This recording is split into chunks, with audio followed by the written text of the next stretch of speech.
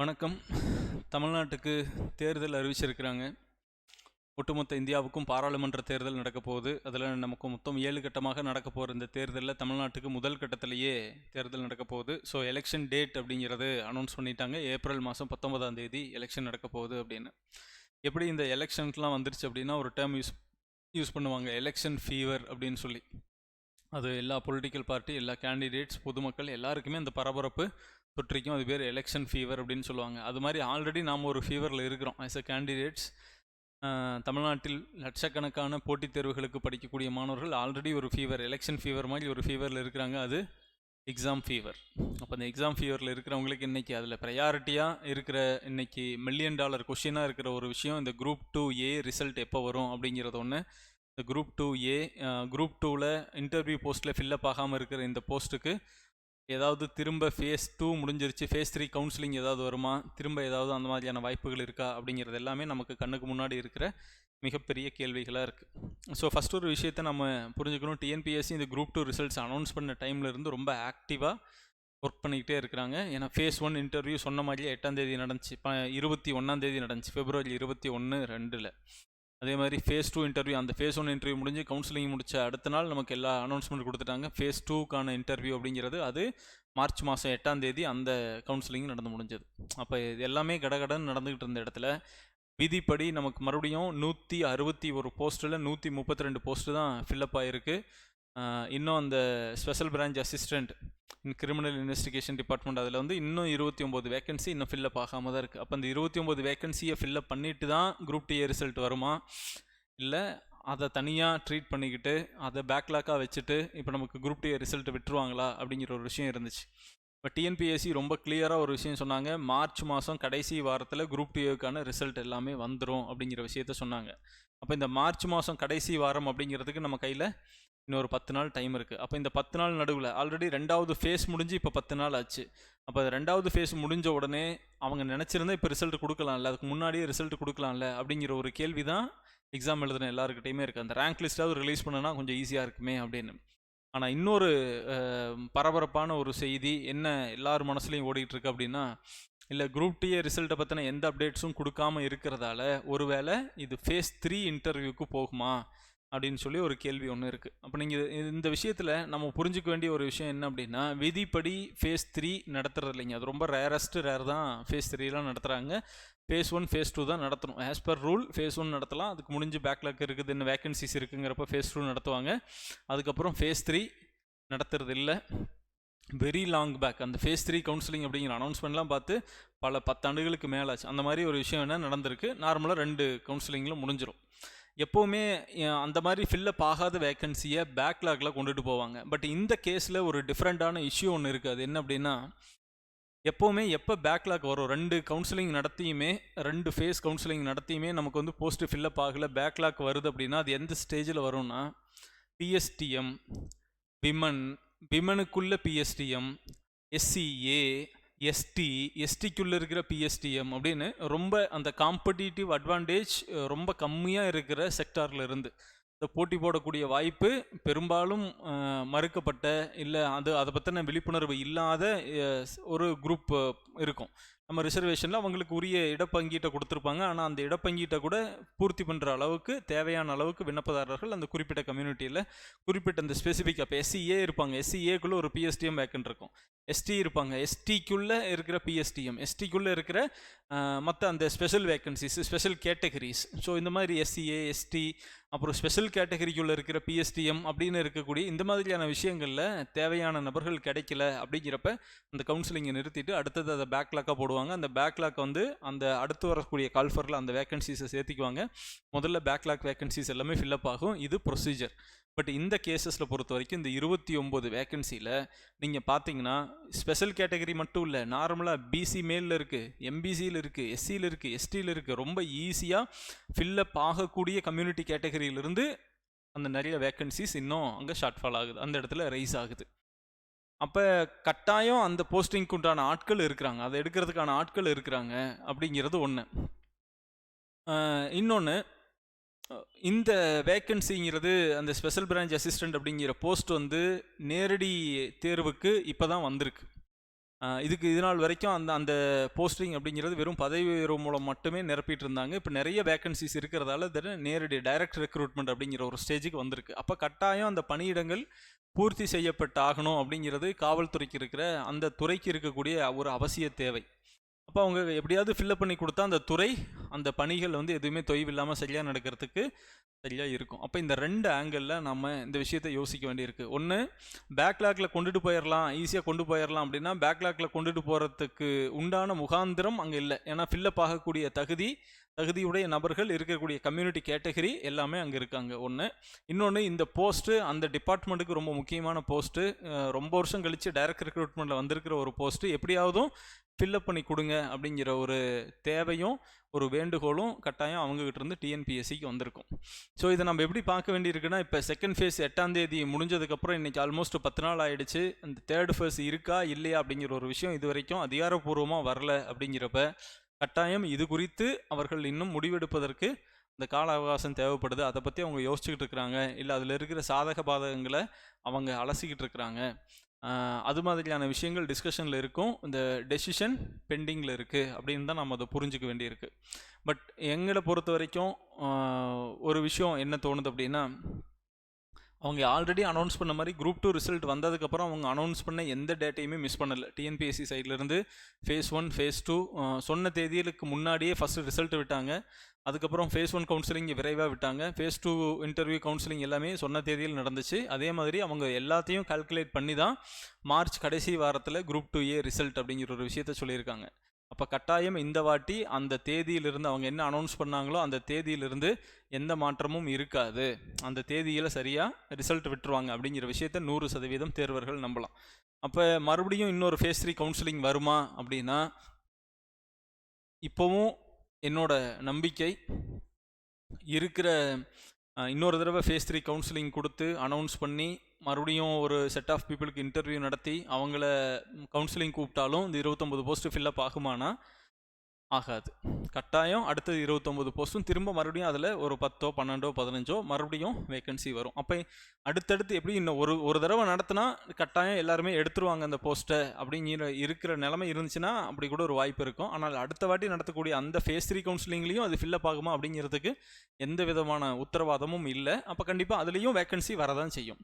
அப்போ அப்படி இருக்கிற சூழ்நிலையில் அதற்கான மாற்று வழிகளை தான் டிஎன்பிஎஸ்சி யோசிப்பாங்களே ஒழிய கண்டிப்பாக ஃபேஸ் 3ன்னு போய் மறுபடியும் இன்னொரு ப்ராசஸ் பண்ண மாட்டாங்க அப்படிங்கிறது என்னோட நம்பிக்கை.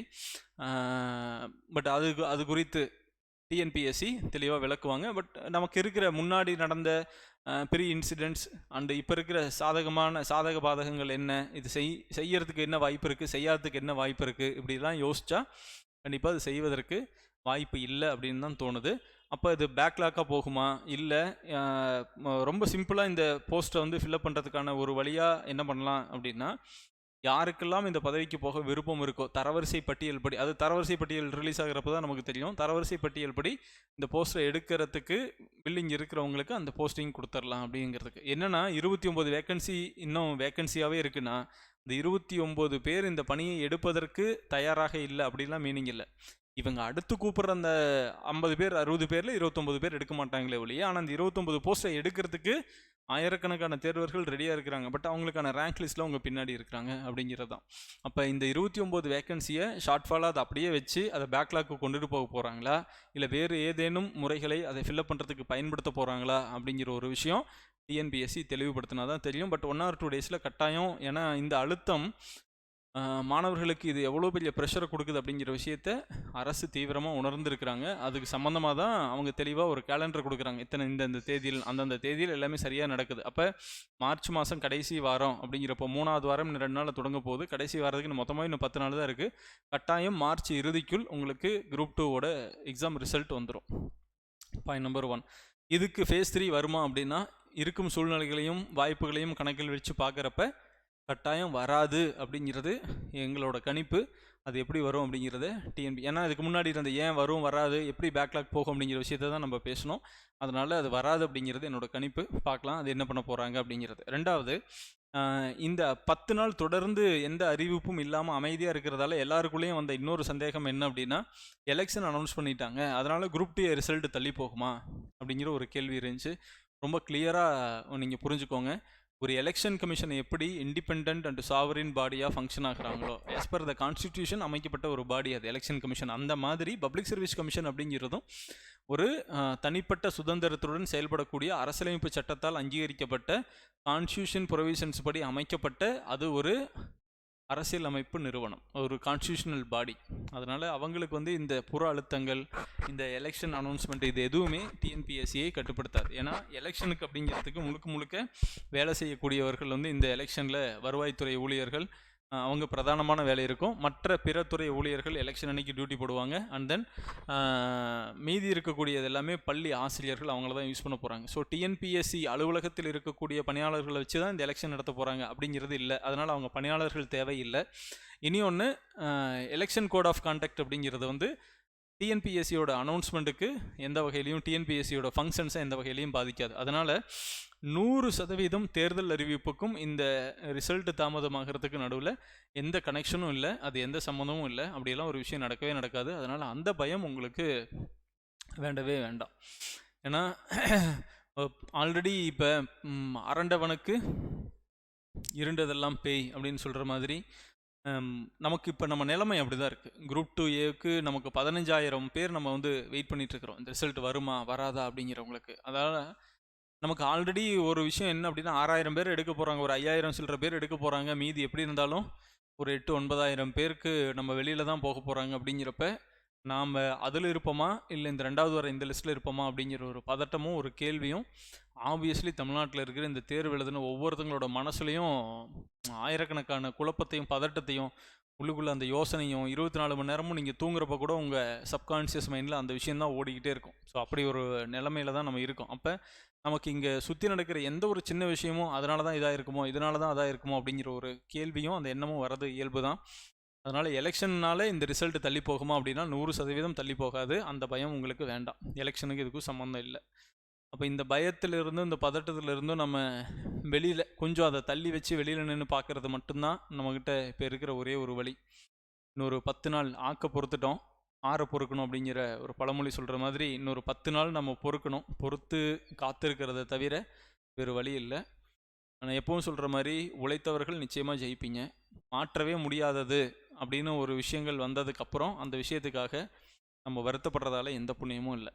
நாம் வருத்தப்படுறதாலேயோ பதட்டப்படுறதாலேயோ பயப்படுறதாலேயோ ஆல்ரெடி தீர்மானிக்கப்பட்ட நம்மளுடைய அந்த எழுத்து தேர்வு மதிப்பெண்கள், ரிட்டன் டெஸ்ட்டில் நம்ம வாங்கின மார்க் அப்படிங்கிறது எந்த வகையிலையும் மாறப்போகிறதில்ல. ABCD நாம் இருக்கிற எல்லாருக்கும் ஏக்கு என்ன மார்க்கு, பியோடது என்ன மார்க்கு, சியோடது என்ன மார்க் எல்லாமே ஆல்ரெடி ஃபிக்ஸ் ஆயிடுச்சு. இப்போ நம்ம எல்லாருடைய குறைந்தபட்ச கோரிக்கை என்ன அப்படின்னா, கவுன்சிலிங் கூட பின்னாடி நடத்துங்க, 10 நாள் கழித்து கவுன்சிலிங் கூட நடத்துங்க, அது பிரச்சனை இல்லை. ஆனால் அந்த குரூப் டேவோட அந்த 15,000 பேர் எடுத்துன்னு சொல்கிறீங்களா, அவங்களோட ரேங்க் லிஸ்ட்டை வெளியில் விட்டுருங்க. ரேங்க் லிஸ்ட்டை வெளியில் விட்டால் மார்க் தெரியும், ரேங்க் தெரியும், ஆல்மோஸ்ட் நமக்கு இதில் வருமா வராதா, வாய்ப்பு இருக்கா இல்லையா அப்படிங்கிற எல்லா விஷயமும் தெரிஞ்சதுக்கப்புறம் ஒன்று வரும்னு இருக்கிறவங்க நம்பிக்கையோடு இருப்பாங்க பதட்டம் இல்லாமல். வராதுன்னு தெரிகிறவங்க ஓகே நம்ம ஏதோ சரியாக பண்ணலை அப்படிங்கிற விஷயத்த ஏற்றுக்கிட்டு அடுத்தது மூவ் ஆகுவாங்க. அடுத்த தேர்வுகள் என்ன வருது, எப்போ வருது, எப்படி ப்ரிப்பரேஷனை பண்ணணும், நம்ம என்ன பண்ணணும், ஏன் தப்பு நடந்துச்சு அப்படிங்கிற ஒரு விஷயத்துக்கு வந்துடுவாங்க. அதனால் இது வேலைக்கு போகிறவங்களுக்கும் ஒரு நம்பிக்கையை கொடுத்து ஒரு தைரியமாக இருக்க வைக்கும். வேலை கிடைக்காது அப்படின்னு தெரிஞ்சவங்களுக்கும் அடுத்தது அவங்க வாழ்க்கையில் அடுத்த முடிவுகளை எடுப்பதற்கும் அது ரொம்ப உபயோகமாக இருக்கும். அது மட்டும்தான் இப்போ தேர்வர்களின் கோரிக்கை அப்படிங்கிறது. வேலைக்கு போகணும் அப்படிங்கிறது இல்லை, கவுன்சிலிங் உடனே நடத்தணும் அப்படிங்கிறது இல்லை. குரூப் டி ரேங்க் லிஸ்ட்டை மட்டும் வெளியில் விட்டாங்க அப்படின்னா இந்த பதட்டத்திலிருந்து எல்லாரும் வெளியில் வந்துடுவாங்க. இந்த பதட்டம் உண்மையிலேயே இந்த பல தேர்வுகளை கடந்து வந்தவர்கள், இந்த மாதிரியான பல ரிசல்ட்டுக்கு வெயிட் பண்ணவங்க அப்படிங்கிறதால அந்த அனுபவத்தில் சொல்கிறேன். ஒரு உச்சகட்ட பதட்டம் அப்படிங்கிற ஒரு விஷயம் இதெல்லாம் இந்த எக்ஸாம் எழுதி ரிசல்ட்டுக்காக வெயிட் பண்ணுறது தான். நம்ம 10th ஸ்டாண்டர்ட் 12th ஸ்டாண்டர்ட்லலாம் நமக்கு வராது. அது பாஸா ஃபெயிலா, அடுத்தது எப்படி இருந்தாலும் நம்ம இன்னொரு கிளாஸுக்கு போக போகிறோம். ஆனால் இது உங்கள் வாழ்க்கையின் திசையை தீர்மானிக்கக்கூடிய ஒரு ரிசல்ட்டாக இருக்கிறதால தான் இந்த பதட்டம் அதிகமாக இருக்குது. அடுத்து அரசு பணி தேர்வுகளுக்கே நம்ம தொடர போகிறோமா, இல்லை நமக்கு வேறு பல திட்டங்கள் இருக்கும். நிறைய பேருக்கு கல்யாணம் ஆகாமல் இருக்கும், ரிசல்ட் வந்ததுக்கப்புறம் கல்யாணம் பண்ணலான்னு வெயிட் பண்ணுறோம். நிறைய பேர் வெளியூரில் வேலைக்கு போகலான்னு இருக்கோம். நிறைய பேருக்கு ப்ரைவேட் கம்பெனியில் வேலைக்கு இன்டர்வியூக்கு போயிட்டு நம்ம வேலையை எடுத்துகிட்டு வேலைக்கு ஜாயின் பண்ணுறதா வேண்டாமா அப்படிங்கிற ஒரு குழப்பம் இருக்கும். பல பேருக்கு அடுத்து வரக்கூடிய குரூப் 4 எக்ஸாமை எப்படி ப்ரிப்பேர் பண்ணுறது, பண்ணலாமா வேண்டாமாங்கிற ஒரு விஷயம் இருக்கும். அது ரொம்ப இந்த தேர்வு முடிவுகள் தள்ளி போக போக எந்த விஷயத்துலையுமே முடிவெடுக்க முடியாமல் ஒரு உச்சகட்ட குழப்பத்துக்கும் ஒரு மன அழுத்தத்துக்கும் நம்ம ஆளாயிடுறோம். அது ஒன்று தான் இப்போ இருக்கிற ஒரு பெரும் சிரமம்.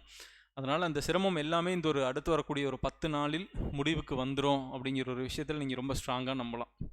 கட்டாயம் அது முடிவுக்கு வந்துடும், அது வந்து தான் ஆகணும், அது வந்துடும். அதற்கான பணிகள் ரொம்ப வேகமாக நடந்துக்கிட்டு இருக்குது. சனி ஞாயிறு கூட டிஎன்பிஎஸ்சி இது தொடர்பாக தொடர்ந்து பணியாற்றிக்கிட்டே தான் இருக்கிறாங்க. அந்த துறை சார்ந்த நண்பர்கள் எவ்வளோ தீவிரமாக இந்த விஷயத்தை எடுத்துருக்கிறாங்க டிஎன்பிஎஸ்சி அப்படிங்கிறது அவங்க வழியாக நமக்கு தெரியுது. அதனால் எந்த இடத்துலையும் அவங்களோட ப்ராசஸில் லேக் இல்லை. பட் இந்த ஃபேஸ் 3 அப்படிங்கிறதுல ஒரு சின்ன குழப்பம் இருக்குது. அந்த குழப்பம் என்ன நடக்கும் அப்படிங்கிறது அவங்ககிட்டருந்து அதிகாரப்பூர்வ அறிவிப்பு வந்ததுக்கப்புறம் நமக்கு தெரியும். நம்ம எதிர்பார்ப்பதை போலவே இன்னொரு 1 வாரம் 10 நாளுக்குள்ளே கட்டாயம் குரூப் டி ரிசல்ட் வரும். அந்த ரிசல்ட்டுக்கு வந்ததுக்கப்புறம் நமக்கான எல்லா குழப்பங்களும் தீர்ந்துடும். பட் ஒவ்வொரு நாளும் ரொம்ப முக்கியம். அடுத்து வரக்கூடிய குரூப் 4 எக்ஸாமுக்கு நீங்கள் படிச்சுட்டு இருக்கிறவங்க அடுத்து வரக்கூடிய இந்த 10 நாளும் உங்கள் மனசை கொஞ்சம் ஸ்போர்ட்டிவாக வச்சுக்கோங்க. கிடைக்கிற ஒவ்வொரு நாளையும் கொஞ்சம் கொஞ்சமாவது படிப்போம். ஆமை மாதிரியாவது ஊர்ந்துக்கிட்டு இருப்போம். தேங்கி ஒரு இடத்துல நின்று அது மனதை குட்டையாக்கி அதை நீங்கள் குழப்பிக்க வேண்டாம். கொஞ்சமாவது நகருங்க. ஏதாவது ஒரு விஷயத்தில் நான் ஆல்ரெடி ஒரு விஷயம் சொல்லியிருப்பேன். ஏதாவது ஒரு ஸ்பெசிஃபிக் ஒரு சப்ஜெக்டை மட்டும் படிங்க ஒரு 10 நாளைக்கு. அதில் மாஸ்டர் ஆயிடலாம். ஒரு 10 இயல் படித்து முடிச்சிடலாம். ஆப்டிடியூடில் போட்டால் 2-3 டாபிக் படித்து முடிச்சிடலாம். ஸோ உங்களுக்குன்னு ஒரு பெர்மனண்ட் ஒரு commitment for next 10 days until நமக்கு ரிசல்ட் வர வரைக்கும் அப்படின்னு சொல்லி நீங்கள் ஒரு கமிட்மெண்ட் வச்சுக்கிட்டீங்க அப்படின்னா உங்கள் பதட்டத்திலிருந்து நீங்கள் கொஞ்சம் எளிமையாக வெளியில் வர முடியும். அந்த விஷயத்தை மட்டும் கொஞ்சம் மனசில் வச்சுக்கோங்க. நீங்கள் படுற பாடம், உங்கள் மனசில் இருக்கிற பதட்டமும், உங்களுக்கு பின்னாடி இந்த ஒரு ரிசல்ட் தெரியாததால் நீங்கள் சந்தித்துக்கிட்டு இருக்கிற இழப்புகளும் ஏளனங்களும், உங்கள் சொந்தக்காரன், நண்பர்கள், வெளி வட்டாரத்தில் இவங்ககிட்டேருந்து நாம் எதிர்கொள்ள வேண்டிய நடைமுறை சிக்கல்கள், இது எல்லாத்தையும் 100% ஆல்ரெடி அனுபவிச்சிருக்கிறோம் அப்படிங்கிற அனுபவத்தில் சொல்கிறேன். ஆனால் இந்த ஃபேஸை நம்ம தாண்டி வர வேண்டியது ரொம்ப முக்கியம். டிஎன்பிஎஸ்சி ஃபேஸ் 1, ஃபேஸ் 2, ஃபேஸ் 3 நடத்துகிறாங்க. நமக்கு ரொம்ப முக்கியமான ஒரு ஃபேஸ் இந்த ஃபேஸை நாம் கடந்து வரணும். இந்த ஃபேஸிலிருந்து கடந்து வர்றதுக்கு மனதிடம் தவிர வேறு எந்த உபாயமும் இல்லை அப்படிங்கிற விஷயங்களை மட்டும் மைண்டில் வச்சுக்கோங்க. ஒளிதாங்கும் கற்கள் தானே மண் மீது சிலையாகும் அப்படின்னு ஒரு தமிழ் சினிமாவில் ஒரு பாடல் வரி இருக்கும். ஒளிதாங்கும் கற்கள் தானே மண் மீது சிலையாகும், வழிதாங்கும் உள்ளம் தானே நிலையான சுகம் காணும் அப்படின்னு. அந்த வரி தான் நான் உங்களுக்கு சொல்ல விரும்புகிறதுமே. அதனால் இப்போ நம்ம ஒளிதாங்கும் கல் மாதிரி தான் இப்போ இருக்கிறோம், அமைதியாக இருப்போம். ஆனால் கண்டிப்பாக நமக்கான நிலையான சுகம் காணும் காலம் வந்தே தீரும். அதனால் பதட்டத்தை கொஞ்சம் குறைச்சிக்கோங்க. இயல்பாக பதட்டத்தை குறைச்சிக்கோங்க அப்படின்னு சொல்கிறது எவ்வளோ ஈஸியோ அந்த அளவுக்கு ஈஸியானது அந்த பதட்டத்தை குறைச்சிக்கிறது இல்லை. அவ்வளோ ஈஸியாக குறைச்சிக்கவும் முடியாது. ஆனாலும் நடைமுறை யதார்த்தங்களை உணர்ந்து இன்னொரு 10 நாள் அதுக்குள்ளே நமக்கான விடிவு நிச்சயம் பிறந்துடும் அப்படிங்கிறது உறுதியாக தெரிகிறப்ப அதை நோக்கி உங்கள் மனசை ஒரு ஸ்டேபிளாக வச்சுக்கோங்க. எந்த கட்டத்திலும் எதை இழந்தாலும் வாழ்வில் மீண்டு விடலாம். மனசையும் நம்பிக்கையும் இழந்துட்டோம்னா அதை நம்ம மீட்கவே முடியாது. அதனால் மேபி நமக்கு ரொம்ப பதட்டமாக இருக்கிற நமக்கு நாளைக்கு நல்ல ரிசல்ட் வந்துடலாம். கண்டிப்பாக வந்துடும். கண்டிப்பாக நமக்கு நல்ல ரிசல்ட் வரும் அப்படிங்கிற ஒரு நம்பிக்கையை ஸ்போர்ட்டிவாக வச்சுக்கோங்க. வர அன்னைக்கு நம்ம ரிசல்ட்டை பார்த்துக்க போகிறோம். ஆனால் அது வரைக்கும் பாசிட்டிவாக நம்ம நினச்சிக்கிட்டே இருக்கிறப்ப அந்த பதட்டம் ஓரளவுக்கு குறைஞ்சிரும். உள்ளம் என்றும் எப்போதும் உடைந்து போகக்கூடாது, என்ன இந்த வாழ்க்கை என்ற எண்ணம் தோன்றக்கூடாது, எந்த மனிதன் நெஞ்சுக்குள் சோகம் இல்லை சொல்லுங்கள் அப்படின்னு நம்ம சொல்லுவோம். அது மாதிரி தான் அந்த விஷயத்தை மட்டும் மைண்டில் வச்சுக்கோங்க. அதை அந்த பாடல் வரி ரொம்ப லைவாக நமக்கு நடைமுறை சிக்கல்களை எதிர்கொள்வதற்கு ஒரு தன்னம்பிக்கை கொடுக்கக்கூடிய ஒரு பாடல் வரி. இப்போ நான் சொன்னது உள்ளம் என்றும் எப்போதும் உடைந்து போகக்கூடாது அப்படின்னு சொல்ல அந்த ஒரு விஷயம். இப்போ ஒவ்வொரு மனிதனுக்கும் ஏதோ ஒரு வகையில் ஒரு கஷ்டமோ ஒரு பதட்டமோ ஒரு சஞ்சலமோ எல்லாமே இருக்க தான் செய்யுது. இன்றைக்கி நம்ம தேர்வர்களாக இருக்கிறப்ப நம்ம இப்படி ஒரு இக்கட்டான சூழ்நிலையில் மாட்டியிருக்கிறோம். ஏற்கனவே சொன்ன மாதிரி ஒளிதாங்கும் கற்கள் தான் மண் மீது சிலையாகும், வழிதாங்கும் இதயங்கள் தான் நிலையான சுகம் காணும். நீங்கள் இப்போ வழி காணும் இதயம் அப்படிங்கிற இடத்துல இருக்கிறீங்க. நிச்சயமாக உங்களுக்கான ரிசல்ட் நல்ல ரிசல்ட்டாக வரும். அப்போது உங்களுக்கான நிலையான சுகம் இந்த அரசு பணி அப்படிங்கிற ஒரு இடத்துல இருந்து உங்களுக்கு கட்டாயம் கிடைக்கும். மனசு விடாதீங்க, கொஞ்சம் வெயிட் பண்ணுங்கள், பார்த்துக்கலாம்.